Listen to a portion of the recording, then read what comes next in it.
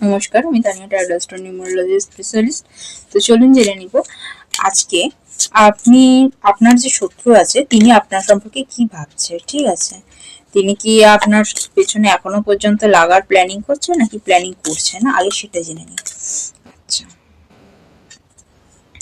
কোথাও না কোথাও তার এনার্জি কিন্তু আমি ইয়েস দেখছি, মানে এনার্জি কিন্তু তার ভীষণ পজিটিভ। আপনার যে শত্রু আছে সে কিন্তু আপনার পেছনে এখনো পর্যন্ত লাগার কথা ভাবছে এবং খুব এনার্জির সাথে লাগার কথা ভাবছে।